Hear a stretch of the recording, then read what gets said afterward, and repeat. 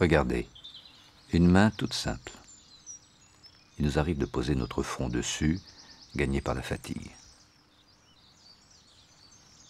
C'est alors la surface de notre peau qui apparaît de tout près.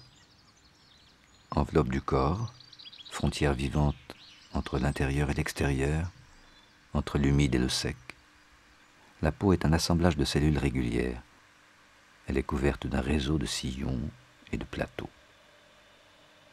Les sphères translucides sont des gouttes de sueur parvenues à la surface à travers les pores. La peau ainsi se déforme, respire et transpire, éliminant certains déchets du corps. Ce paysage tourmenté est notre épiderme grossi 150 fois. Les couches de cellules y sont en constant renouvellement. Elles sont déjà mortes quand elles atteignent la surface, sont éliminées et remplacées par les cellules des couches plus profondes. Voici un poil, grossi environ 180 fois. Sa racine, invisible à l'image, se perd dans l'épiderme. Une légère coupure, cette zone grise au centre de l'image, nous permet de distinguer les différentes couches de cellules qui forment l'épiderme. En profondeur, des cellules vivantes, dont on distingue ici certains des noyaux, ces bulles régulières en bas de l'image.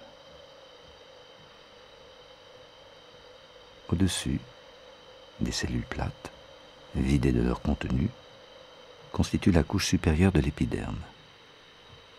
On trouve dans ces cellules une protéine très résistante, la kératine, présente également dans les poils, les ongles ou les dents.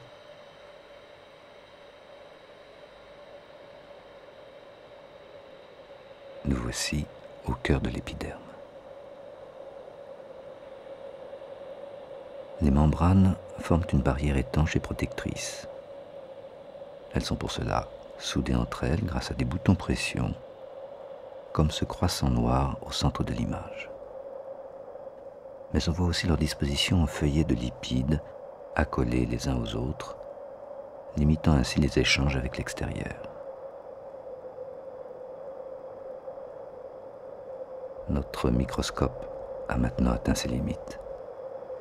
Au-delà, plus rien de visible pour le moment.